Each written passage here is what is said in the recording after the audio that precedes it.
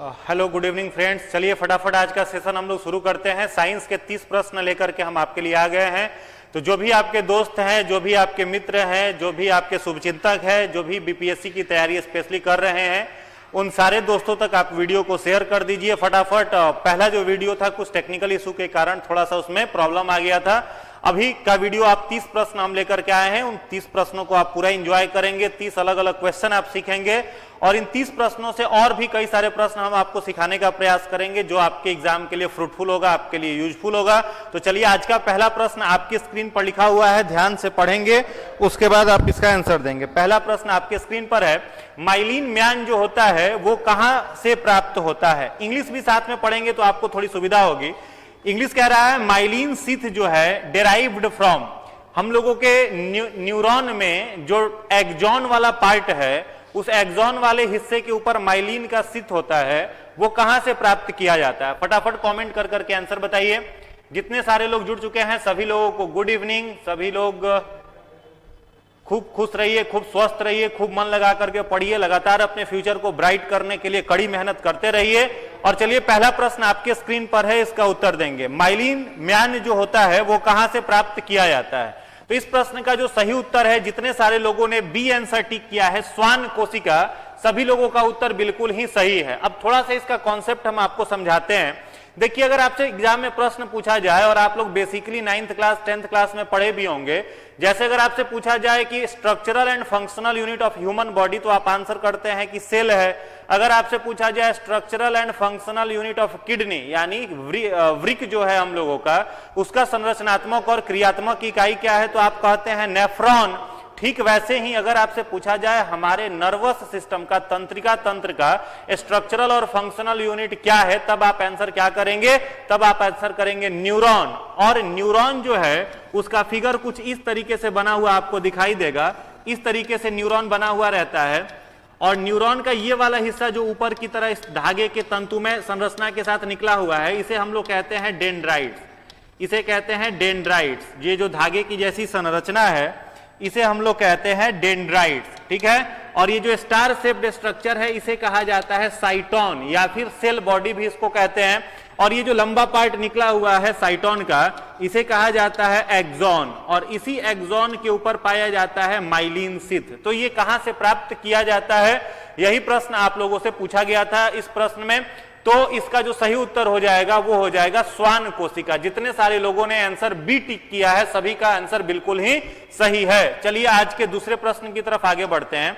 आज का दूसरा प्रश्न है, पॉलीसिनेप्टिक झिल्ली जो होती है, पॉलीसिनेप्टिक मेम्ब्रेन जो है वो कहां पर पाया जाता है। पॉलीसिनेप्टिक मेम्ब्रेन जो है वे कहां पर पाया जाता है। ऑप्शन ए है एक्सॉन, ऑप्शन बी है डेंड्राइट्स, ऑप्शन सी है माइलिन सीथ, ऑप्शन डी है न्यूरॉन सेल बॉडी। फटाफट पढ़िए और आंसर दीजिए। फटाफट पढ़िए, उसके बाद उत्तर दीजिए। जितने सारे लोग जुड़ चुके हैं फटाफट अपने दोस्तों के पास, जो भी आपके ग्रुप है जिनके पास नोटिफिकेशन नहीं पहुंचा है, वीडियो का नोटिफिकेशन आप पहुंचा देंगे। 30 बेहतरीन प्रश्न आपके लिए लेकर के आए हैं जो परीक्षा के लिए आपके महत्वपूर्ण है। दूसरा क्वेश्चन जो आपसे पूछा गया है, पॉलीसिनेप्टिक झिल्ली जो होता है वो कहां पर पाया जाता है। एक्सॉन में, डेंड्राइट्स में, माइलिन आवरण में, या न्यूरॉन कोशिका निकाय में। फटाफट कमेंट कर करके आंसर दीजिए। Very good, very good. जितने सारे लोग बी आंसर कर रहे हैं डेंड्राइट्स, डी आंसर जो है वो बिल्कुल भी नहीं होगा। न्यूरॉन सेल बॉडी कैसे होगा। जितने सारे लोग इस प्रश्न का उत्तर बी कह रहे हैं डेंड्राइट्स, उन सभी लोगों का उत्तर बिल्कुल ही सही है। एक चीज और आप याद रखेंगे, मनुष्य के शरीर में 5 क्या है, हम लोगों के 5 सेंस ऑर्गन है, आंख, नाक, कान, जीभ और त्वचा। इसे हम लोग रिसेप्टर भी कहते हैं, यानी बाहर के सूचनाओं को हमारा शरीर जो ग्रहण करता है, एक्सेप्ट करता है, वो किसके माध्यम से करता है, तो सेंस ऑर्गन के माध्यम से करता है। साथ ही साथ हमारे सेंस ऑर्गन के साथ जुड़ा हुआ क्या रहता है, तो डेंड्राइट्स रहता है, जिसे थोड़ी देर पहले हमने फिगर के माध्यम से आपको समझाया था। इस तरीके का अगर कोई न्यूरॉन है तो न्यूरॉन का इस तरीके से निकला हुआ जो हिस्सा है, इसी को हम लोग क्या कहते हैं, इसी को कहा जाता है दोस्त डेंड्राइट्स, इसको कहा जाता है। और ये डेंड्राइट्स किसके साथ कनेक्ट रहता है, तो हम लोगों के बॉडी के सेंस ऑर्गन के साथ, रिसेप्टर के साथ। तो हमारे जो 5 सेंस ऑर्गन है वो बाहर के किसी भी मैसेज को जब रिसीव करेंगे तो रिसीव करके किसके पास पहुंचाते हैं, तो वो उस मैसेज को पहुंचाते हैं इसी डेंड्राइट्स के पास। फिर डेंड्राइट्स उसको पहुंचाता है साइटोन के पास। ये जो तारे जैसी संरचना है स्टार शेप्ड, इसी को साइटोन कहा जाता है या फिर सेल बॉडी भी इसे कहा जाता है। तो जितने सारे लोगों ने बी आंसर टिक किया है वो आंसर बिल्कुल ही सही है। चलिए अगला प्रश्न है आपके लिए, आज का तीसरा प्रश्न है, एंडोक्रोनोलॉजी के जनक कौन है? साइंस का एक ब्रांच है जिसका नाम है एंडोक्रोनोलॉजी। एंडोक्रोनोलॉजी, तो प्रश्न पूछा जा रहा है who is the father of endocrinology? फटाफट आंसर दीजिए, फटाफट। आप लोगों की करंट की क्लास कल से शुरू हो जाएगी। सर अभी आउट ऑफ पटना है, जिस कारण से आज सर लाइव नहीं आ पाएंगे। कल से आपकी करंट अफेयर्स की क्लास जो होगी वो शुरू हो जाएगी। चलिए, एंडोक्रोनोलॉजी के जनक कौन है? आर.एच. व्हिटेकर है, पास्चर है, थॉमस एडिसन है या इथोवेन है? फटाफट कमेंट करिए। कुछ लोग ए कह रहे हैं, लगातार आंसर आने लगा। ए डी में कंफ्यूजन है, ए और डी में बहुत सारे लोग कंफ्यूज हो रहे हैं। प्रश्न पूछा गया है एंडोक्रोनोलॉजी जो है इसके जनक कौन है? एंडोक्रोनोलॉजी के जनक कौन है? Very good. जितने सारे लोगों ने इस प्रश्न का उत्तर सी दिया है उन लोगों का जवाब बिल्कुल ही सही है। थॉमस एडिसन जो है उनको कहा जाता है father of endocrinology. Thomas Edison को हम लोग क्या कहते हैं? Father of endocrinology. और बाकी के ऑप्शन पर हम चर्चा करें। देखो यहां पर एक पहला ऑप्शन, जो लोग ए आंसर कर रहे हैं उनका तो सीधी सीधी गलत हो जाएगा। कैसे गलत होगा वो समझिएगा। आर.एच. व्हिटेकर जो है इनका नाम कहां पर आता है? तो आप लोग एक चैप्टर पढ़े होंगे या फिर YouTube पर उसका मेरा लेक्चर अवेलेबल है, आप देख सकते हैं। एक चैप्टर हमने पढ़ा है डाइवर्सिटी एंड टैक्सोनॉमी। तो डाइवर्सिटी, विविधता और वर्गीकरण। तो विविधता और वर्गीकरण में जीवों को 5 किंगडम में, 5 जगत में बांटा गया था। पहला किंगडम था मोनेरा, दूसरा था प्रोटिस्टा, तीसरा था फंजाई, चौथा था प्लांटी और पांचवा एनिमेलिया। तो ये 5 किंगडम को जिसने 1969 में 1969 में अरेंज किया उस वैज्ञानिक का नाम था आर.एच. व्हिटेकर। तो अगर आपसे पूछा जाता 5 किंगडम क्लासिफिकेशन का सिद्धांत, जंतुओं के 5 जगत के वर्गीकरण का सिद्धांत किस वैज्ञानिक के द्वारा दिया जाता, तब आप आंसर करते आर.एच. व्हिटेकर, तो सही होता। तो यहां पर आपसे पूछा गया एंडोक्रोनोलॉजी जो है इसके जनक अगर आपसे पूछा जा रहा है तो आप इसका राइट आंसर क्या बोलेंगे? थॉमस एडिसन कहेंगे। चलिए अगला प्रश्न है आपके लिए, आज का चौथा क्वेश्चन, निम्नलिखित में से कौन नींद चक्र की गतिविधियों के लिए जिम्मेवार है? हम लोगों को नींद आता है और खूब अच्छे से सोते हैं। बिहार में तो सबसे बड़ा समस्या यही है, नींद खुलता नहीं है, आलस इतना आता है। तो कौन सा इसमें से हार्मोन है जो हम लोगों के नींद के लिए रिस्पॉन्सिबल है? मेलाटोनिन है, डोपामाइन है, सेरोटोनिन है या एंड्रोनलाइन है? चलिए फटाफट आंसर दीजिए, लगातार आंसर आ रहा है। बी ए कंफ्यूजन हो रहा है। जितने सारे लोग जुड़ चुके हैं आज बिल्कुल नया अच्छा प्रश्न लेकर के आए हैं, तो सारे दोस्तों तक वीडियो को पहुंचा दीजिए, अधिक से अधिक शेयर कर दीजिए। और अगर अच्छा लग रहा है वीडियो, नया इंफॉर्मेशन मिले तो दोस्त लाइक एक बार जरूर कर देना। चलो फटाफट आंसर दीजिए। गुड इवनिंग सभी लोगों को, गुड इवनिंग। जितने सारे लोग जुड़ चुके हैं, प्रश्न संख्या 4 का उत्तर दीजिए। नींद के लिए रिस्पॉन्सिबल जो हार्मोन हम लोगों के शरीर में है वह कौन सा है? वह कौन सा है?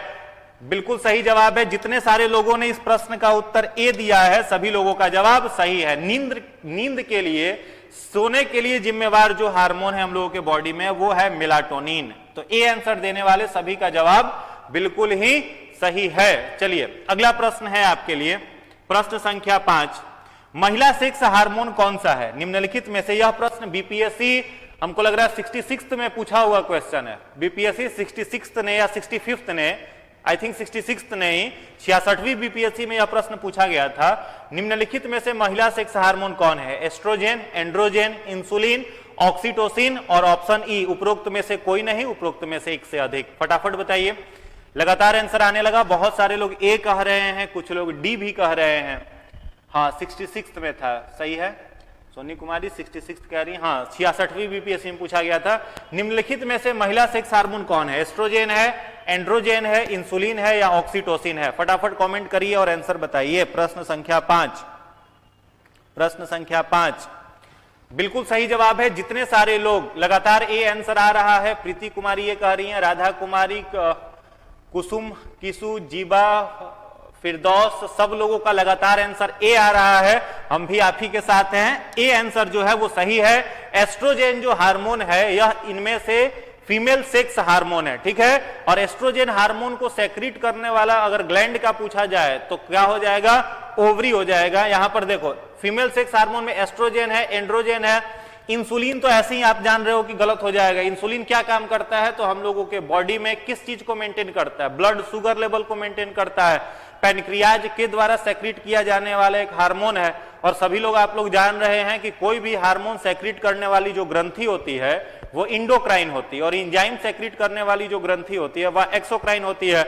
लेकिन पैनक्रियाज जो है वो इंडोक्राइन और एक्सोक्राइन दोनों ग्रंथियों के रूप में आता है। इस कारण से पैनक्रियाज इंजाइम के साथ साथ हार्मोन बनाता है। और पैनक्रियाज में पाई जाने वाली जो 3 कोशिकाएं हैं, अल्फा, बीटा और गामा, उसमें से अल्फा के द्वारा जो सेक्रेट किया जाने वाला हार्मोन है ग्लूकागॉन है, बीटा के द्वारा सेक्रेट किया जाने वाला हार्मोन इंसुलिन है, वहीं पर जो गामा है वो अल्फा और बीटा सेल को क्या करता है, बैलेंस करता है, नियंत्रित करने का काम करता है। तो महिला सेक्स हार्मोन जो है उसका सही उत्तर एस्ट्रोजन है। जितने सारे लोगों ने आंसर ए टिक किया है, बिल्कुल सही जवाब। चलिए अगले प्रश्न की तरफ आते हैं। आज का छठा क्वेश्चन आपके लिए है, ग्लूकोज किसका प्रकार है। 5 ऑप्शन आपकी स्क्रीन पर आपको दिख रहा होगा, इनमें से पूछा जा रहा है आपसे ग्लूकोज किसका प्रकार है, पेंटोज शुगर का, हेक्सोज शुगर का, टेट्रोज शुगर का या डायोज शुगर का। फटाफट बताइए, फटाफट कमेंट करिए,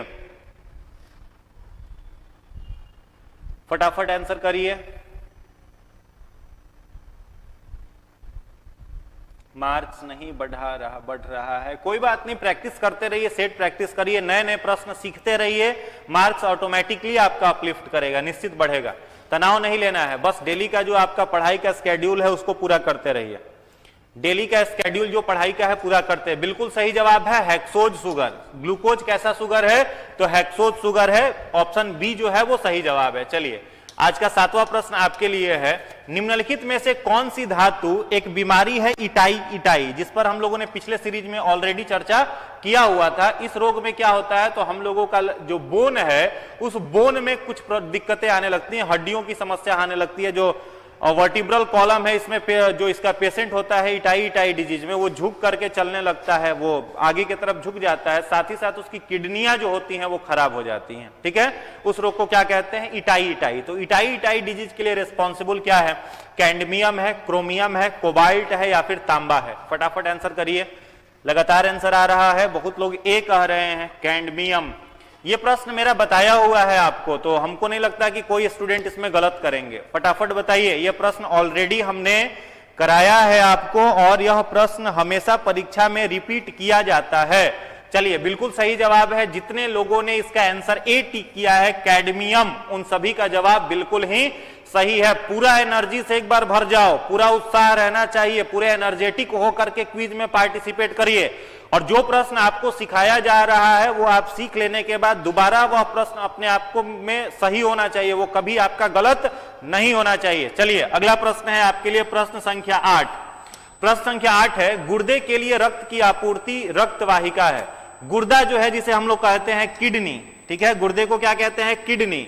तो किडनी को रक्त आपूर्ति कौन करता है, यानी किडनी के पास रक्त को ले जाने वाला कौन है। ऑप्शन ए है गुर्दे की धमनी, जिसे रीनल आर्टरी कहते हैं। ऑप्शन बी है हेपेटिक धमनी, जिसे हेपेटिक आर्टरी कहते हैं। ऑप्शन सी है पल्मोनरी धमनी, पल्मोनरी आर्टरी, या ऑप्शन डी पैरोटिड आर्टरी। फटाफट बताइए, फटाफट। करंट अफेयर्स आप लोगों का कल से निश्चित शुरू हो जाएगा। चलिए फटाफट आंसर दीजिए। गुर्दे के लिए रक्त की आपूर्ति कौन करता है, हमारी किडनियों के लिए रक्त की आपूर्ति करने का कार्य कौन करता है, कौन करता है। चलिए बिल्कुल सही जवाब है, बिल्कुल सही जवाब है। जितने सारे लोगों ने आंसर ए टिक किया है रीनल आर्टरी, उन सभी का जवाब सही है। अब याद कर लो, देखो हम लोगों के बॉडी में रक्त का जो संचार होता है, तो हम लोगों के बॉडी में 3 प्रकार के ब्लड वेसल्स पाए जाते हैं। ब्लड वेसल्स माने जो रक्त को बहाते हैं, ठीक है। एक ब्लड वेसल्स होता है जिसको हम लोग कहते हैं आर्टरी। तो आपको याद रखना है, आर्टरी जो होता है यह ऑक्सीजन युक्त ब्लड को क्या करता है, कैरी करता है, यानी O2+ ब्लड को हम लोग और क्या कह सकते हैं, ऑक्सीजनेटेड ब्लड। तो ऑक्सीजनेटेड ब्लड को कैरी करने का काम किसका है, आर्टरी का, इसको हम लोग धमनी कहते हैं। उसके बाद एक दूसरा होता है वेन, जिसे हिंदी में हम लोग सिरा कहते हैं। यह अनऑक्सीकृत रक्त का वाहन करता है, यानी एक CO2+ ब्लड, डीऑक्सीजनेटेड ब्लड को यह क्या करता है, कैरी करता है। और तीसरा एक ब्लड वेसल्स है जिसे हम लोग कैपिलरीज कहते हैं, और हिंदी में इसे कहा जाता है रक्त केशिकाएं। और इसका काम क्या है, या वेन को और आर्टरीज को क्या करता है, कनेक्ट करने का काम करता है, जोड़ने का काम करता है। आप ध्यान दोगे, देखो यहां पर मैंने कहा आर्टरी ऑक्सीजन वाले ब्लड को क्या करता है, कैरी करता है। लेकिन अगर प्रश्न में आर्टरी के आगे एक शब्द लगा दिया जाए पल्मोनरी, ठीक है, आर्टरी के आगे हमने एक शब्द लगा दिया पल्मोनरी आर्टरी, हिंदी में इसको कहा जाएगा फुफ्फुस धमनी। क्या कहेंगे, फुफ्फुस धमनी हिंदी में कहेंगे। तो इसका काम जो होगा वो बदल जाएगा। नॉर्मल आर्टरी जो है वो ऑक्सीजन युक्त ब्लड का परिवहन कर रहा है, जबकि पल्मोनरी आर्टरी जो है यह कार्बन डाइऑक्साइड प्लस ब्लड को क्या काम करता है, एक जगह से दूसरी जगह पर स्थानांतरित करता है, पहुंचाता है। और यहीं पर जो अगर हम पल्मोनरी वेन का चर्चा कर दें, पल्मोनरी वेन, तो नॉर्मल वेन जो होता है वह क्या कैरी करता है, कार्बन डाइऑक्साइड वाले ब्लड को, लेकिन पल्मोनरी वेन जो है यह ऑक्सीजन युक्त रक्त का क्या करता है, परिवहन करने का काम करता है। सभी लोगों को गुड इवनिंग। फटाफट जितना इंफॉर्मेशन दिया गया अगर आपके लिए नया होगा तो उसको आप कॉपी में नोट करते जाएंगे, आगे में आपका काम आएगा। चलो, तो इसका क्या हो जाएगा, किडनी को रक्त की आपूर्ति करने के लिए कौन सी आर्टरी हो गई, रीनल आर्टरी। चलो अगला प्रश्न है, प्रश्न संख्या 9।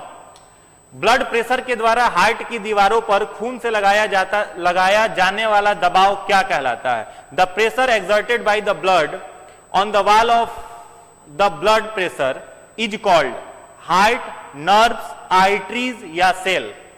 फटाफट पढ़िए और आंसर दीजिए।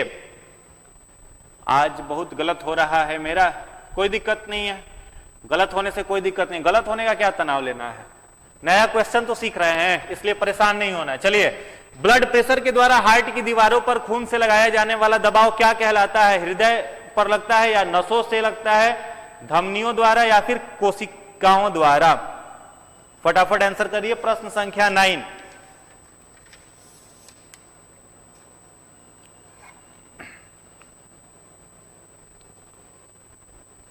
का वेरी गुड, आर्टरी। जितने सारे लोगों ने सी आंसर किया है सभी लोगों का जवाब बिल्कुल ही सही है। आर्टरी जो होगा इसका सही आंसर होगा, ठीक है, आर्टरी के द्वारा किया जाता है। चलिए अगला प्रश्न है, प्रश्न संख्या 10। मनुष्य में ध्वनि डैश द्वारा उत्पादित की जाती है। हम लोगों में जो साउंड प्रोड्यूस हो रहा है, जैसे हम बोल रहे हैं साउंड प्रोड्यूस हो रहा है, तो यह काम कौन करता है। ऑप्शन ए है ईसोफेगस। तो ईसोफेगस को हम लोग ग्रास नली कहते हैं, ठीक है, ईसोफेगस को हम लोग क्या कहते हैं, ग्रास नली इसको बोलेंगे, या ग्रसनी भी कह सकते हैं। दूसरा है कंठ, तीसरा है मेडुला, चौथा है इपिग्लोटिस। फटाफट बताइए। लैरिंग्स आंसर आ रहा है लगातार, कुछ लोग डी भी कह रहे हैं, कुछ लोग टाइप करके लैरिंग्स कह रहे हैं। चलिए देखते हैं इस प्रश्न का सही जवाब क्या है। चलिए प्रश्न संख्या 10 एक बार फटाफट आंसर करिए। 10 का उत्तर दीजिए, 10 का उत्तर दीजिए। चलिए लैरिंग्स, लैरिंग्स जो है इसका सही जवाब है, जिसको हम लोग कंठ कहते हैं। और इस कंठ का एक नाम आप लोग याद कर लोगे, इसको कहते हैं हम लोग वॉइस बॉक्स, ठीक है, इसको क्या कहते हैं, वॉइस बॉक्स। स्वर यंत्र इसे कहा जाता है, जहां से हम लोगों का आवाज जो है, साउंड जो है वो प्रोड्यूस होता है। तो जितने सारे लोगों ने बी आंसर टिक किया है सभी लोगों का जवाब बिल्कुल सही है। चलो अगला प्रश्न है, कौन सा रोग जीवाणु से होता है। ऑप्शन ए है चिकन पॉक्स, बी है पोलियो, सी है इन्फ्लुएंजा, डी है टीबी। ये प्रश्न सब लोग बता दोगे, बहुत आसान क्वेश्चन है। चलो बताओ, फटाफट बताइए, फटाफट बताइए। प्रश्न संख्या 11 का उत्तर बताइए। कौन सा रोग बैक्टीरिया से होता है, कौन सा रोग बैक्टीरिया से होता है। बैक्टीरिया से होने वाली बीमारी का नाम। चलिए आंसर आने लगा, सही जवाब आने लगा। इसका जो सही जवाब होगा वो क्या होगा, टीबी। इस टीबी को यहां टीबी नहीं होगा जी, टेलीविजन वाला टीबी कर दिया, टीबी। इसको कहा जाता है ट्यूबरकुलोसिस। क्या कहते हैं इसको, ट्यूबरकुलोसिस, ठीक है। यह ट्यूबरकुलोसिस रोग किसको प्रभावित करता है, लंग्स को, फेफड़ों को प्रभावित करता है। और इसका जो पॉजिटिव एजेंट है, उस पॉजिटिव एजेंट का क्या नाम है, माइकोबैक्टीरियम ट्यूबरकुलोसिस, ठीक है। एक बैक्टीरिया से यह रोग होता है, माइकोबैक्टीरियम ट्यूबरकुलोसिस। और टीबी में कौन सी दवाई का उपयोग किया जाता है, तो हमने पहले भी बताया था, एक बार फिर बता देते हैं, जो लोग नए हैं उनको यह जानकारी मिल जाएगी। डॉट्स मेडिसिन जो होता है वो टीबी के उपचार में प्रयोग किया जाता है। D stand for drug, O stand for oriented, T stand for treatment. Drug oriented treatment, DOTS medicine का प्रयोग टीबी नामक रोग के उपचार में किया जाता है। चलिए बिल्कुल सही जवाब है। पोलियो तो जान ही रहे हो सब लोग, वायरस से होने वाली बीमारी है, पोलियो माइलिटिस वायरस से ये होता है, चिकन पॉक्स वायरस का ही है, इन्फ्लुएंजा वायरस डिजीज है, तो वही आंसर होगा टीबी।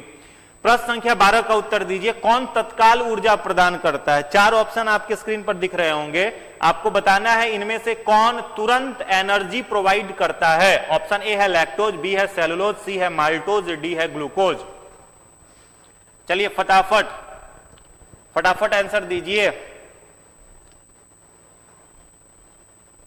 निम्नलिखित में से कौन इमीडिएट एनर्जी देता है? एकदम इंस्टेंट एनर्जी, पीने के साथ ऊर्जा देगा, गर्मी के दिन में खूब उपयोग करते हो, अब इतना बता दिए, अब तो गलत उत्तर नहीं दोगे। चलिए बताइए सही आंसर क्या होगा, बताइए सही जवाब क्या होगा। डी बिल्कुल सही जवाब है। ग्लूकोज जो होता है यह क्या काम करता है? हम लोगों के बॉडी में तुरंत ऊर्जा देता है। ठीक है, 2-3 चीजें और। यहां पर सेलुलोज जो वर्ड लिखा हुआ है ये क्या है? तो सेलुलोज आपको याद करना है, यह क्या होता है? प्लांट का सेल वॉल। सेलुलोज क्या होता है? प्लांट का सेल वॉल। एक और चीज याद करो, जब मान लो किसी व्यक्ति का किडनी खराब हो जाए, तो किडनी खराब हो गया तो उसके ब्लड में यूरिया की मात्रा बढ़ रही है। अब यूरिया की मात्रा बढ़ रही है तो कुछ समय के बाद वो जीवित नहीं बचेगा, बेचारा मर जाएगा। तो वहां पर उसको क्या किया जाता है? एक मशीन पर रखा जाता है जिसको हम लोग डायलिसिस मशीन कहते हैं, और डायलिसिस मशीन को आर्टिफिशियल किडनी भी कहा जाता है, कृत्रिम वृक्क। तो डायलिसिस मशीन में जब हमारा ब्लड छनने के लिए जाता है, यानी ब्लड से यूरिया फिल्टर होने के लिए जाता है, तो ध्यान रखोगे डायलिसिस मशीन का जो फिल्टर कॉइल है वो भी किस चीज का बना रहता है? तो सेलुलोज का ही। याद रखना है, डायलिसिस मशीन का फिल्टर कॉइल जो होता है, फिल्टर कॉइल जो होता है, डायलिसिस मशीन का जो छनना होता है वह किस चीज का बना हुआ रहता है? सेलुलोज का बना हुआ रहता है। तो 2 जानकारी यहां से आपको मिला, लैक्टोज और माल्टोज, इसके बारे में तो सभी लोग जान ही रहे हैं, शुगर का तो कंपाउंड हो जाएगा ये। प्रश्न संख्या 13 है, कौन सा खनिज हृदय गति को नियंत्रित करने के लिए आवश्यक है? निम्नलिखित में से 4 मिनरल्स के नाम लिखे गए हैं, ये कौन हार्ट बीट को कंट्रोल करता है? ऑप्शन ए है सोडियम, बी है सल्फर, डी है ब्रोमीन, सी है ब्रोमीन, डी है आयोडीन। फटाफट बताइए, फटाफट उत्तर दीजिए। प्रश्न संख्या 13 है आपके स्क्रीन पर, हार्ट बीट को कंट्रोल करने के लिए निम्नलिखित में से कौन सा मिनरल्स उपयोगी है? हार्ट बीट को कंट्रोल करने के लिए निम्नलिखित में से कौन सा मिनरल्स उपयोगी है? बिल्कुल सही जवाब आने लगा, ए आंसर आ रहा है। चलो सोडियम जो है, सोडियम जितने सारे लोगों ने कहा है सभी का जवाब सही है। हार्ट बीट जो है हम लोगों का, जो हृदय की दर है 1 मिनट में कितनी बार? तो आइडियल कितना माना जाता है? 72 टाइम्स इन अ मिनट। ठीक है, 72 बार 1 मिनट में। जो हम लोगों का सिस्टोलिक और डायस्टोलिक प्रेशर है उससे तो ब्लड प्रेशर बन जाता है, तो वो डिफरेंट है। ठीक है, वो 120/80 वो ब्लड प्रेशर हो जाता है। हार्ट बीट और पल्स रेट जो आइडियल है वो कितना है? 72 टाइम्स इन अ मिनट। तो जितने सारे लोगों ने सोडियम आंसर टिक किया है सभी का जवाब सही है। सोडियम जो है वो इंपॉर्टेंट है। प्रश्न संख्या 14 है, इसका उत्तर दीजिए। प्रश्न संख्या 14 का उत्तर दीजिए। बर्ड फ्लू एक बीमारी का नाम है, सब लोग जान रहे हो, बर्ड फ्लू। बर्ड फ्लू बीमारी जो है ये किस वायरस से होता है? H1N1, NH15, N1H5, option D है H5N1। फटाफट बताइए, बर्ड फ्लू जो बीमारी है, बर्ड फ्लू जो डिजीज है वो किससे होता है? बर्ड फ्लू रोग जो है वो किस वायरस के स्ट्रेन से होता है? तो वायरस तो हो गया आपका इन्फ्लुएंजा वायरस, ठीक है, और उस इन्फ्लुएंजा वायरस का स्ट्रेन आपको यहां पर बताना है, स्ट्रेन का नाम बताना है, स्ट्रेन का नाम। चलिए, जितने सारे लोगों ने डी आंसर टिक किया है, D D D, very good. जितने सारे लोगों ने डी आंसर इसका बता रहे हैं सभी का जवाब बिल्कुल सही है। H5N1 इन्फ्लुएंजा वायरस का एक स्ट्रेन है, प्रजाति। स्ट्रेन समझ रहे हो? जैसे कोरोना वायरस था तो उसका क्या था? अलग अलग स्ट्रेन आप सुन रहे थे, कभी अल्फा वेरिएंट, कभी डेल्टा प्लस वेरिएंट, इतना सारा स्ट्रेन आप सुन रहे थे। उसी प्रकार का एक स्ट्रेन है इन्फ्लुएंजा वायरस का, H5N1। इससे कौन सा रोग होता है? Bird flu. और यहां पर अगर हम H1N1 लिख दे तो शायद आप कंफ्यूज नहीं होंगे। इन्फ्लुएंजा वायरस का एक दूसरा स्ट्रेन है H1N1, अगर ये लिखा हुआ रहे तो आप क्या कहेंगे? तो H1N1 से कौन सा रोग हो जाएगा? Swine flu. याद रखना है, अगर H1N1 हम आपसे कह देते तो वहां पर आप क्या कहते, स्वाइन फ्लू, बिल्कुल सही जवाब है। स्वाइन फ्लू जिसको पिग इन्फ्लुएंजा भी कहते हैं, संक्रमित सुअरों के कांटेक्ट में अगर आ गए तो वहां से यह बीमारी जो होती है वो संक्रमित करती है। तो स्वाइन फ्लू का पॉजिटिव एजेंट स्ट्रेन H1N1, वहीं पर बर्ड फ्लू जो है उसका H5N1। चलिए अगला प्रश्न है आपके लिए, प्रश्न संख्या 15। नींद की बीमारी किसके कारण होती है? ऑप्शन ए है एस्चेरिचिया, ऑप्शन बी है नीसेरिया, ऑप्शन सी है एंटामोबा, ऑप्शन डी है ट्राइपेनोजोमा। कई बार रिपीट क्वेश्चन ये किए हैं, गलत मत करना, बहुत बार रिपीटेड क्वेश्चन है और बहुत इंपॉर्टेंट है, इसीलिए बार बार आपके स्क्रीन पर आता है। चलिए फटाफट बताइए, फटाफट बताइए प्रश्न संख्या 15 का जवाब। डी, कुछ लोग लगातार ज्यादा लोगों का डी आंसर आ रहा है, डी ट्राइपेनोजोमा। देखते हैं क्या है, फटाफट सारे लोग कमेंट करिए, फटाफट कमेंट करिए। हाँ, तो स्लीपिंग सिकनेस जो है, जिसे हम लोग नींद की बीमारी कहते हैं, ठीक है, इसको नींद की बीमारी को इंग्लिश में हम लोग कहते हैं स्लीपिंग सिकनेस, स्लीपिंग सिकनेस, ठीक है। यह किससे होता है? ट्राइपेनोजोमा, बिल्कुल सही जवाब है डी। और कौन सी मक्खी का नाम अगर पूछ दे तो याद रखोगे सीसी फ्लाई, बताए थे आप लोगों को, ठीक है, तो सीसी फ्लाई से होगा। चलिए अगला प्रश्न है आपके लिए 16 नंबर क्वेश्चन।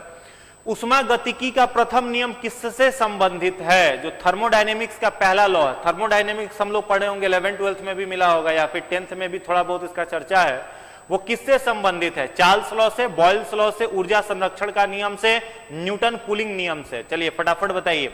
हाँ, सीसी फ्लाई से यह क्या होता है? ट्रांसमिट होता है, सही जवाब है। बताइए प्रश्न संख्या 16 का उत्तर दीजिए सारे लोग, प्रश्न संख्या 16 का जवाब दीजिए, प्रश्न संख्या 16 का जवाब दीजिए। उष्मागतिकी का सिद्धांत जो है वो, प्रथम सिद्धांत जो है वो किससे संबंधित है? किससे संबंधित है? बिल्कुल सही जवाब है। जितने सारे लोगों ने law of conservation of energy कहा है, सभी लोगों का जवाब बिल्कुल ही सही है। ऊर्जा संरक्षण का कानून, ऊर्जा संरक्षण का क्या कानून क्या कहता है? Energy neither be created nor be destroyed but it can transform one form to another form. ऊर्जा को ना तो पैदा कर सकते हैं, नहीं इसको नष्ट किया जा सकता है। ऊर्जा का केवल क्या होता है? रूपांतरण होता है। प्रैक्टिकल लाइफ में भी लागू होता है। आपके पास जो पोटेंशियल है, जो ऊर्जा है, उसको अगर पॉजिटिव नहीं लगाओगे, सकारात्मक दिशा में खर्च नहीं करोगे, तो कई सारा तिकड़म वो आपसे करवाएगा और लगातार निगेटिविटी के रास्ते पर आगे बढ़ेंगे। फिर आगे चल करके कभी फ्रस्ट्रेशन का शिकार होंगे, कभी डिप्रेस्ड होंगे, कभी कहोगे कि एंजाइटी आ रहा है। तो अभी जो ऊर्जा है अपने अंदर, उसको पूरा झोंक करके 67वीं बीपीएससी में लगा दीजिए, यही law of conservation of energy कहता है। चलिए अगला प्रश्न है आपके लिए, प्रश्न संख्या 17 का जवाब दीजिए, प्रश्न संख्या 17 का जवाब दीजिए।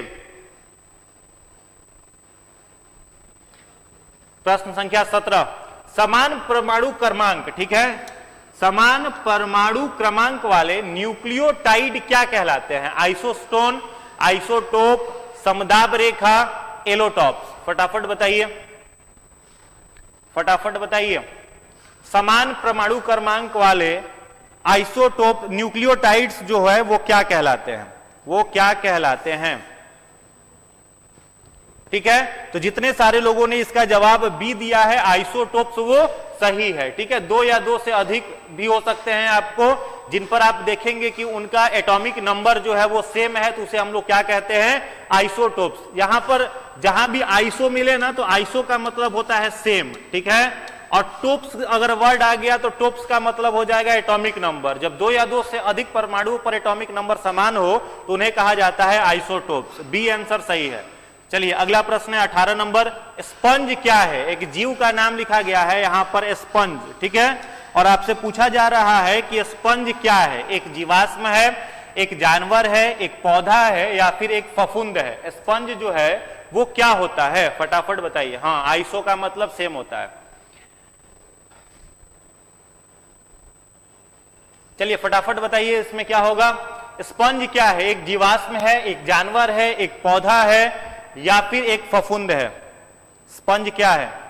बिल्कुल सही जवाब है। स्पंज क्या है? डी आंसर आप कैसे कह रहे हैं? स्पंज जो है वो क्या है? एक प्रकार का जानवर है। हमने आपको बताया था स्पंज को किस में हम लोग रखते हैं? पॉरीफेरा में। एनिमल किंगडम का पहला फाइलम क्या बताया था? पॉरीफेरा। और पॉरीफेरा जो होता है उसका पूरा बॉडी पोरस होता है। ठीक है, एनिमल किंगडम को जो 10 फाइलम में हमने बांटा है उसमें पहला फाइलम कौन सा है? पोरीफेरा, फिर निडेरिया, फिर सिलोन्ट्रेटा, फिर प्लेटीहेलामेंथिस, इस तरीके से करते हुए 10 फाइलम है।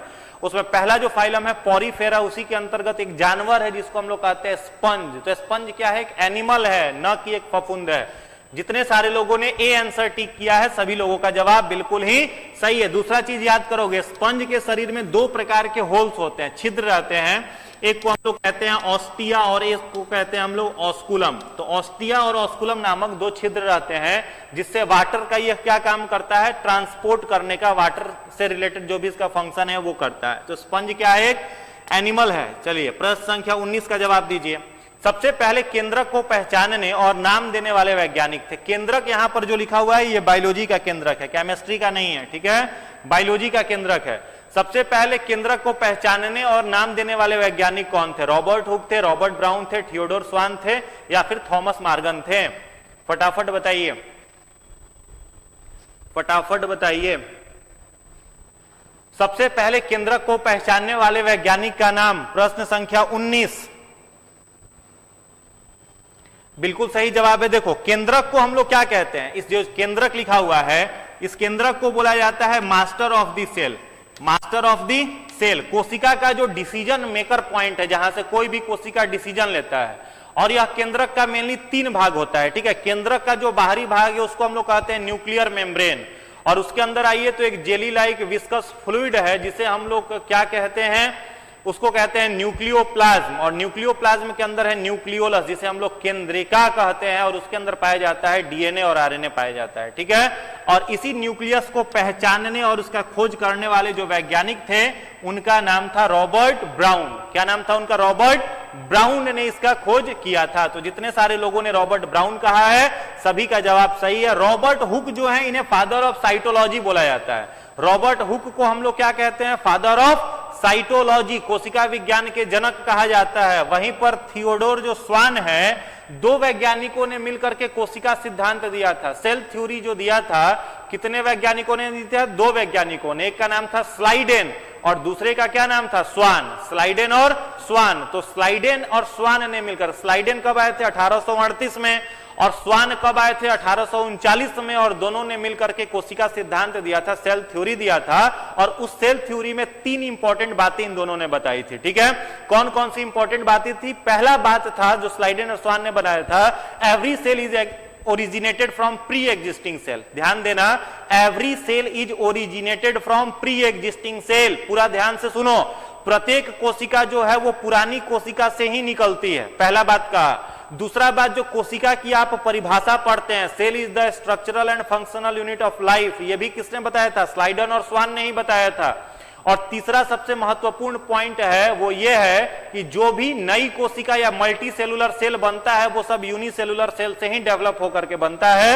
ये 3 बात किसने बताया था? थियोडोर स्वान और स्लाइडन ने, मैथ्यू स्लाइडेन और थियोडोर स्वान ने बताया था। ठीक है, तो इस प्रश्न का जो उत्तर है वो क्या है आपका? रॉबर्ट ब्राउन, बी आंसर सही है। चलो अगला प्रश्न है प्रश्न संख्या 20। कोशिका भित्ति की कठोरता किसके कारण होती है? काइटिन के कारण, लिग्निन के कारण, सुब्रेन के कारण या कॉम्ब के कारण? चलिए फटाफट बताइए, फटाफट उत्तर दीजिए।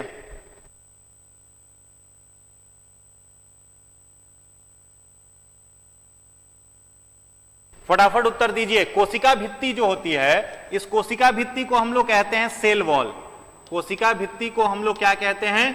Cell wall. तो सेल वॉल जो हार्ड होता है, कठोर होता है, वो किसके कारण होता है? काइटिन के कारण, लिग्निन के कारण, सुब्रेन के कारण या कॉम्ब के कारण? प्रश्न संख्या 20 का जवाब दीजिए। 20 नंबर क्वेश्चन आपकी स्क्रीन पर है, उत्तर दीजिए। बिल्कुल सही जवाब है। जितने सारे लोगों ने लिग्निन कहा है, लिग्निन जितने सारे लोग, एक ऐसे आप कह रहे हो कोशिका की कठोरता होती है वो लिग्निन के कारण होती है। ठीक है, आगे आप लोग पढ़े होंगे, टिश्यू चैप्टर जब आप पढ़िएगा तो वहां पर प्लांट कोशिका को 5 भागों में आपको बांट करके पढ़ाया गया होगा। ठीक है, कौन सी प्लांट कोशिका को? तो प्लांट कोशिका 2 प्रकार की होती है। थोड़ा सा यहां पर चर्चा कर रहे हैं, ध्यान से समझ लो। प्लांट का जो कोशिका होता है, प्लांट सेल, वह कितने भागों में बटा रहता है? तो यह 2 भागों में बटा रहता है। पहले कोशिका को हम लोग कहते हैं meristematic tissue, MT stand for meristematic tissue, विभोज्योतक उत्तक कहा जाता है। और दूसरा होता है परमानेंट टिश्यू, ठीक है, परमानेंट टिश्यू। तो मेरिस्टेमेटिक टिश्यू के 3 पार्ट हैं। पहला है एपिकल मेरिस्टेमेटिक टिश्यू, अग्र विभोज्योतक। दूसरा है लेटरल मेरिस्टेमेटिक टिश्यू, पश्च विभोज्योतक। और तीसरा होता है इंटर कैलरी मेरिस्टेमेटिक टिश्यू, मध्य विभोज्योतक, ठीक है।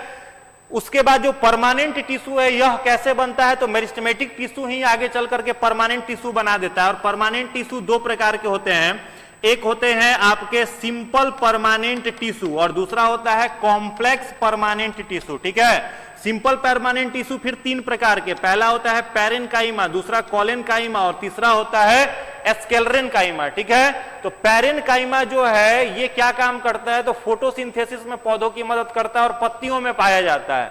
कॉलेनकाइमा जो है ये क्या काम करता है? तो पौधों को लचीलापन प्रदान करता है, पौधों को क्या देता है? लचीलापन प्रदान करता है। और इस कॉलेनकाइमा में लचीलापन के लिए रिस्पॉन्सिबल कौन सा प्रोटीन होता है? पेक्टिन, याद रखोगे। पौधों में जो लचीलापन होता है किस प्रोटीन के कारण? पेक्टिन के कारण। और पेक्टिन कहां पर है? कॉलेनकाइमा में है। वहीं जो स्क्लेरेनकाइमा है इसके अंदर लिग्निन नामक प्रोटीन पाया जाता है, लिग्निन, जिस कारण से स्क्लेरेनकाइमा डेड होता है। तो पौधों में लचीलेपन के लिए कॉलेनकाइमा। और जैसे नारियल का छिलका होता है बाहर का, जो पूरा हस्क ऑफ कोकोनट जिसे कहते हैं, या कोई भी नट्स हम लोग खाते हैं, ड्राई फ्रूट्स खाते हैं, तो उसके ऊपर का जो कवर होता है वो सब स्क्लेरेनकाइमा है। और वो किसके से बना हुआ है? तो लिग्निन से बना हुआ है, ठीक है। तो जितने सारे लोगों ने लिग्निन जवाब दिया है सभी का उत्तर बिल्कुल ही सही है। चलिए अगले प्रश्न की तरफ आते हैं। आज का 21 नंबर क्वेश्चन है, कोशिका भित्ति के स्रावी उत्पाद पेक्टिन, जिसकी अभी हमने थोड़ी देर पहले चर्चा की थी, वही प्रश्न है।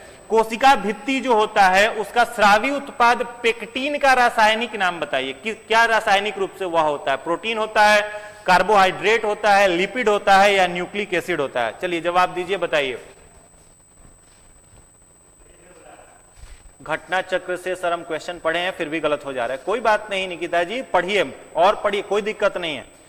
क्वेश्चन गलत होने से हम बार बार कह रहे, तनाव नहीं लेना है, बस इंफॉर्मेशन जो नया आप सीख रहे हैं उसको सीखिए। नया इंफॉर्मेशन जो आपको दिया जा रहा है उसको पूरा का पूरा सीखिए, आगे वही काम आएगा। चलो फटाफट बताओ, प्रश्न संख्या 21 का जवाब दीजिए। 21 बिल्कुल सही जवाब है। 21 का जितने लोगों ने बी आंसर टिक किया है, कार्बोहाइड्रेट, वो सभी का जवाब सही है। कार्बोहाइड्रेट जो होता है इसी से क्या बना रहता है? तो इसी से बना रहता है पेक्टिन। और पेक्टिन कहां पर अभी बताएं? पेक्टिन क्या काम करेगा? बोलो क्या काम करेगा? तो पौधों को लचीला बनाएगा। क्या करेगा? पौधों को लचीला, हवा चलने पर जो ट्री झुकता है फिर सीधा खड़ा हो जाता है, वो पेक्टिन के कारण होता है। और यह पेक्टिन कहां पर पाया जाएगा? तो याद रखोगे कॉलेनकाइमा में। कहां पर? कॉलेनकाइमा में। और यह किस चीज का बना रहता है? कार्बोहाइड्रेट का। तो सभी ये जवाब बी जिसने दिया है सभी का जवाब सही है। चलिए अगला प्रश्न है प्रश्न संख्या 22। ड्रोसोफिला, ठीक है, एक बड़ी वाली जो मक्खी होती है, भौरा जिसको हम लोग कहते हैं, आप लोग देखे होंगे, बड़ा वाला मक्खी, उसको ड्रोसोफिला बुलाया जाता है। तो ड्रोसोफिला में गुणसूत्रों की संख्या, numbers of chromosome in Drosophila, 4, 10, 12 और 14। चलिए बताइए सर। अब 1 मंथ बचा हुआ है, बहुत डर लग रहा है एग्जाम से। पढ़ाई करो खूब जम करके, 1 महीना तो बहुत है जी पीटी निकालने के लिए। 1 महीना बहुत है, सफिशियंट है पीटी निकालने के लिए। मेंस के लिए हम गारंटी नहीं देते हैं, 1 महीना पीटी के लिए बहुत है। पढ़ दो 10-10 घंटा, 12-12 घंटा सेल्फ स्टडी, पीटी में एकदम टॉपर रहोगे, पीटी के रैंक होल्डर रहोगे। चलिए फटाफट बताइए, ड्रोसोफिला में नंबर्स ऑफ क्रोमोसोम कितने होते हैं? प्रश्न संख्या 22 का उत्तर दीजिए। 22 का जो सही जवाब है, बिल्कुल ए जितने लोगों ने कहा है उनका जवाब सही है, 8। ड्रोसोफिला में नंबर्स ऑफ क्रोमोसोम कितने होते हैं? 8। यानी पेयर अगर पूछ देता, मान लो यहां पर क्वेश्चन को थोड़ा सा घुमा देता, क्रोमोसोम ध्यान दोगे हमेशा पेयर में रहता है, जोड़ा में रहता है, ठीक है, अकेले नहीं रहता। जैसे मनुष्य में तो 23 जोड़ा कहते हैं ना, 23 जोड़ा क्रोमोसोम है। तो यहां पर जोड़ा में नहीं पूछा गया, नंबर में पूछा गया, तो क्या होगा? 8। अगर जोड़ा पूछ देता तो क्या बताते? 4। चलो अगला प्रश्न है 23 नंबर। मियोसिस शब्द द्वारा गढ़ा गया है। मियोसिस जो वर्ड है, मियोसिस आप लोग पढ़े होंगे, सेल डिवीजन, कोशिका विभाजन में पढ़े होंगे, मियोसिस और माइटोसिस। वो किसके द्वारा दिया गया है? फ्लेमिंग के द्वारा, ब्लैकमैन के द्वारा, लीबेक के द्वारा या फार्मर और मुरे के द्वारा? चलिए बताइए, फटाफट आंसर करिए, फटाफट उत्तर करिए। मियोसिस शब्द किसके द्वारा दिया गया? फ्लेमिंग के द्वारा, ब्लैकमैन के द्वारा, लीबेक के द्वारा या फार्मर एंड मुरे के द्वारा? कह रहे हैं पुतिन के द्वारा। पुतिन कहां से देंगे जी? चलो फटाफट बताओ, मियोसिस शब्द किसके द्वारा दिया गया था? मियोसिस जो शब्द है वो किसके द्वारा दिया गया था? मियोसिस शब्द किसके द्वारा दिया गया था? फार्मर एंड मुरे, बिल्कुल सही जवाब है, फार्मर एंड मुरे। डी जो है इस प्रश्न का सही जवाब है, डी। फार्मर और मुरे के द्वारा क्या दिया गया था? मियोसिस शब्द दिया गया था। चलिए अगला प्रश्न है, प्रश्न संख्या 24। दरार, जिसको हम लोग क्या कहते हैं? क्लीवेज, ठीक है। इंग्लिश हिंदी दोनों मिला करके पढ़ेंगे तो सही जवाब दे पाएंगे। दरार में किस प्रकार का विभाजन होता है? एमाइटोटिक, माइटोटिक, यहां पर होगा एमाइटोटिक, ठीक है। थोड़ा सा करेक्शन कर लोगे, यहां होगा एमाइटोटिक,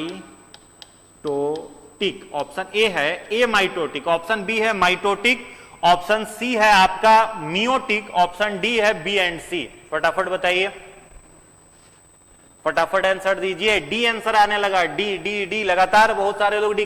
फिर वही वाली जो कहानी हमने सुनाया था, भेड़ वाला हाल नहीं होना चाहिए। जो आगे वाला भेड़ चल रहा है, हो सकता है गर्दन वो भी झुका करके चल रहा हो, तो उसको अगर फॉलो कर रहे हैं तो धड़ाधड़ सबका गलत होगा। और शायद आज बहुत लोगों के साथ वही हो रहा है। जितने सारे बच्चे कह रहे हैं कि आपका आंसर लगातार गलत हो रहा है, कहीं आप भी वही नहीं कर रहे हैं, दूसरे को देख करके फॉलो कर रहे हैं। तो अगर वैसे फॉलो कर रहे होंगे तो जवाब बिल्कुल गलत आएगा।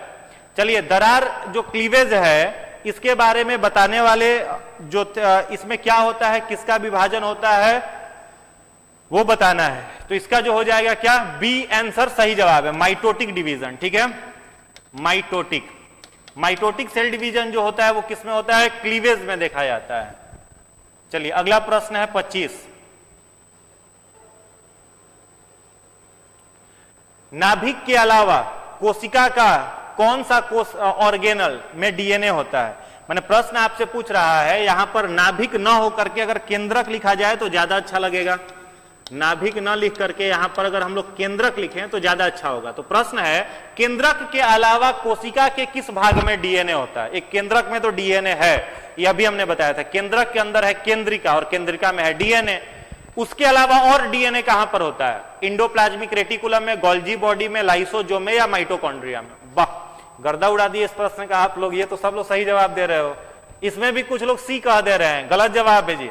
इसका जो सही उत्तर है वो क्या हो जाएगा? माइटोकॉन्ड्रिया, ठीक है, जिसे power house of the cell हम लोग कहते हैं, कोशिका का ऊर्जा घर, साथ ही साथ कोशिकीय श्वसन का केंद्र। याद रखोगे, कोशिकीय श्वसन का केंद्र भी कौन है? माइटोकॉन्ड्रिया। कोशिका श्वसन कहां से करता है? माइटोकॉन्ड्रिया से करता है। कितने मेम्ब्रेन से घिरा हुआ रहता है? दोहरी झिल्ली से। आकार कैसा है? डबल मेम्ब्रेनस, बाहर से दोहरी झिल्ली से घिरा हुआ है, रॉड शेप्ड स्ट्रक्चर है। कोशिका का ऊर्जा घर कहते हैं, कोशिकीय श्वसन का केंद्र कहते हैं। इसके अंदर अपना डीएनए पाया जाता है। चलिए अगला प्रश्न है, प्रश्न संख्या 26। निम्नलिखित में से किसमें क्लोरोफिल नहीं है? कवक में, शैवाल में, ब्रायोफाइट्स में और टेरिडोफाइट्स में किसमें क्लोरोफिल नहीं है? चलिए फटाफट बताइए, फटाफट बताइए। निम्नलिखित में से किसमें क्लोरोफिल नहीं है? कवक में, शैवाल में, ब्रायोफाइट में या फिर ऑप्शन डी टेरिडोफाइट में? थोड़ा सा ध्यान से बनाओ। आप लोग लग रहा है कि जल्दीबाजी में आंसर दे रहे हो, कहीं भागे थोड़ी ना जा रहे। थोड़ा ध्यान से बनाओ, बनेगा। ध्यान से बनाओ, आंसर सही आएगा। बिल्कुल सही जवाब आने लगा। चलो देखते हैं। देखो यहां पर बाकी जो भी लिखा हुआ है, शैवाल लिखा हुआ है, तो सब लोग जान रहे हो कि शैवाल क्या है? एक प्लांट है। और शैवाल एक प्लांट है, किस फाइलम में इसको आप लोग पढ़ते हैं? तो इस शैवाल को पढ़ा जाता है किस फाइलम में जी? थैलोफाइटा में। किसमें पढ़ते हैं इसको? थैलोफाइटा में। तो पौधा है तो क्लोरोफिल होगा, क्लोरोफिल है तो अपना खाना खुद से बनाएगा, ठीक है। क्लोरोफिल नहीं है का मतलब खाना खुद से नहीं बनाएगा, तो ये तो खुद से बना लिया। आपका ब्रायोफाइट है, तो ब्रायोफाइट भी क्या है? तो सीधी सी बात है, पौधा है, प्लांट है। टेरिडोफाइट भी क्या है? तो प्लांट है। तो ये आंसर तो तीन ऐसे ही आप हटा देंगे। सही जवाब इसका क्या हो जाएगा? कवक। कवक में क्लोरोफिल नहीं पाया जाता, इसलिए वो अपना खाना खुद से नहीं बना पाता। चलो अब एक और प्रश्न मेरे तरफ से ध्यान से बताओगे, ठीक है। कवक जो होता है, फंगस जो होता है, इसका रिजर्व फूड मटेरियल क्या है? कवक का रिजर्व्ड फूड मटेरियल, संचित भोज्य पदार्थ क्या होता है? बताओ। कवक का रिजर्व्ड फूड मटेरियल, संचित भोज्य पदार्थ क्या है? Reserved food material of fungi, फटाफट बताइए।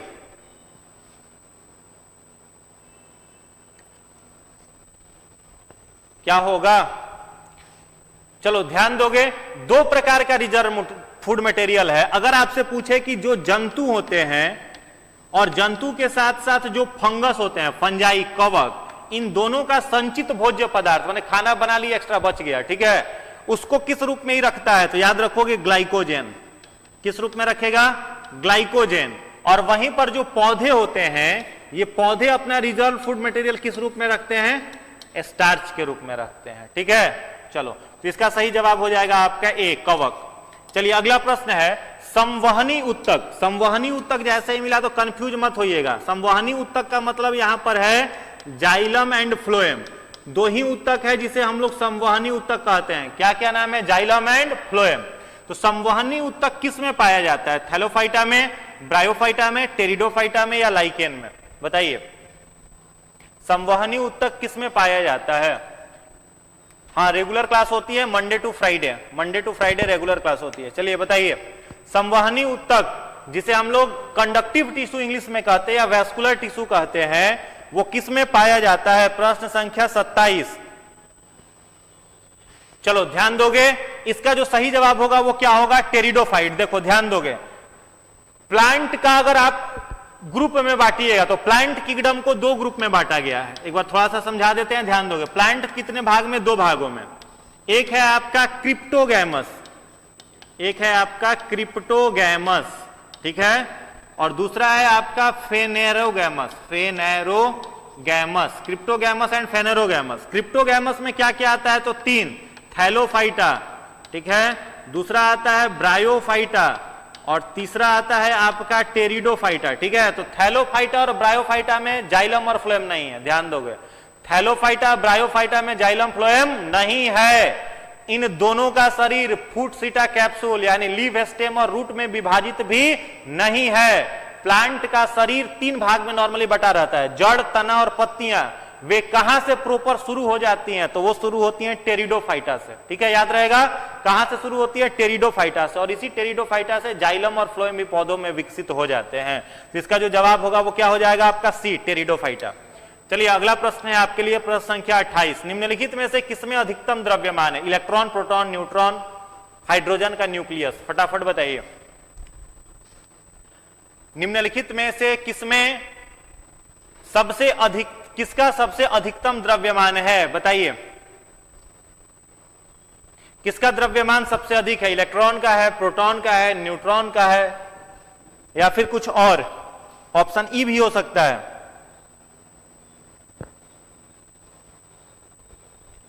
बिल्कुल सही जवाब है ऑप्शन सी जो है वो करेक्ट है, न्यूट्रॉन।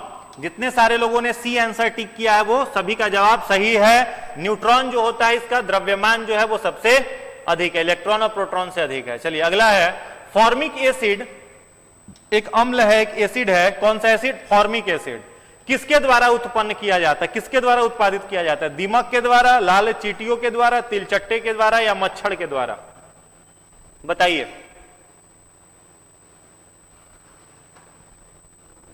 फटाफट बताइए।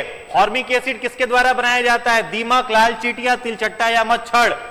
बी आंसर, बिल्कुल सही जवाब है। बी जो है लाल चींटियां काटता है तो फूल जाता है ना जी, गर्मी में काट लिया तो वहां फूल जाता है, दोदरा निकल जाता है। तो यही है, लाल चींटियों के डंक में कौन सा? हम फॉर्मिक एसिड। चलिए अगला प्रश्न है, प्रश्न संख्या 30, आज का अंतिम प्रश्न। ध्यान से पढ़िएगा और उत्तर दीजिएगा। आरएनए में थाइमिन की जगह कौन सा बेस पाया जाता है? आरएनए और डीएनए दो का नाम सुन रहे हो, तो आरएनए में क्या होता है? आरएनए और डीएनए में एक होता है आपका थाइमिन। तो प्रश्न पूछ रहा है कि आरएनए में थाइमिन की जगह पर क्या होता है? आरएनए में थाइमिन की जगह पर क्या होता है? बताइए, आरएनए में थाइमिन के जगह पर क्या होता है?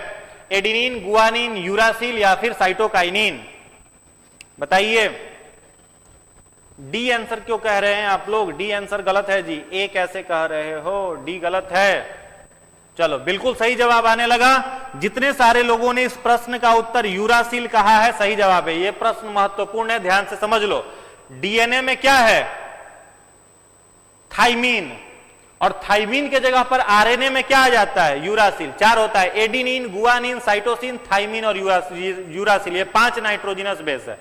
नाइट्रोजनी क्षार कितने हैं? 5, एडिनिन, गुआनिन, साइटोसिन, थाइमीन और यूरासिल। तो थाइमीन और यूरासिल के इफेक्ट के कारण डीएनए और आरएनए में चेंज होते रहता है, ठीक है। तो थाइमीन किस में हो गया आपका? डीएनए में, और यूरासिल किस में हो गया? आरएनए में। तो कितना नंबर आज के टेस्ट में आपका आया? फटाफट कमेंट करके बता दीजिए। और अगर वीडियो अच्छा लगा हो, नया प्रश्न आप सीखे हैं, तो वीडियो को जरूर लाइक कर दीजिएगा। और जो भी आपके कितने स्कोर हैं, टोटल कितने मार्क्स आपके आए, वो कमेंट बॉक्स में लिख करके हमको बताइए। हम लास्ट में आपका कमेंट देखेंगे। और अगर वीडियो अच्छा लगा हो तो जितने भी आपके दोस्त हैं, जितने भी आपके मित्र हैं, सारे लोगों तक शेयर कर दीजिएगा। खूब मन लगा करके पढ़िए, खूब मेहनत करिए। मेहनत का कोई विकल्प नहीं है, सफलता आपको वही दिलाएगा। आपको हतोत्साहित करने वाले लोग बहुत मिलेंगे, उनको थोड़ा सा दूर करिए। और जो आपके साथ टाइम पास करने वाले फैक्टर हैं, हमारे एक सीनियर थे, वो हमको बताते थे कि भाई तुम्हारा जब टाइम कोई आकर के वेस्ट करे, किल करे, तो उसने दीवार पर हमने लिख करके चिपका दिया था, कम मस्ट गो जस्ट। कोई अगर आपके पास आए और आपका टाइम व्यर्थ कर रहा हो तो उसको दीवार पर एक चिपका दो, कार्डबोर्ड पर। टाइम नहीं बचा आपके पास बहुत, और उस पर लिखो कम मस्ट, आइए जरूर। दूसरा का वर्ड लिखिए गो जस्ट, जाइए तुरंत। बहुत ज्यादा दोस्ती यारी के चक्कर में पढ़ करके 67th को मिस नहीं करना है। 100% मेहनत करिए, पूरा एफर्ट लगाइए, और रिजल्ट आपको इसी बार लेना है। चलते चलते 2 शब्द आपके लिए। टूटी हुई टहनी ही पतवार बनती है। पतवार समझ रहे हो, जिस पर बैठ करके नदी का मझधार पार कर दिया जाए। तो लिखा है किसी शायर ने, टूटी हुई टहनी ही पतवार बनती है, चिंगारी भड़क कर ही अंगार बनती है। रौंदी गई हो बेबस समझकर जिस मिट्टी को, वही मिट्टी एक दिन ऊंची मीनार बनती है। तो अपने आप को मीनार की तरह बनाना है। खूब मेहनत करिए, खूब जोश उत्साह के साथ पढ़ते रहिए। आप सबका बहुत बहुत धन्यवाद, बहुत बहुत शुक्रिया आज का सेशन देखने के लिए। Thank you.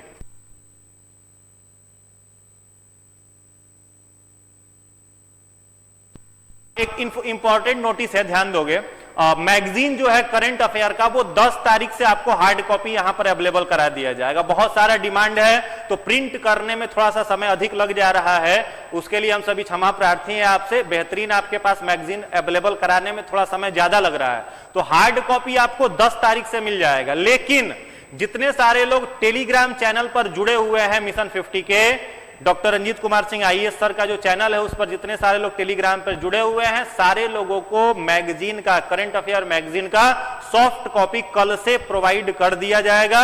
और हार्ड कॉपी अगर आपको लेना है तो आप यहां से हमारे ऑफिस से, मिशन 50 के ब्रांच से कलेक्ट कर सकते हैं। कितने तारीख से?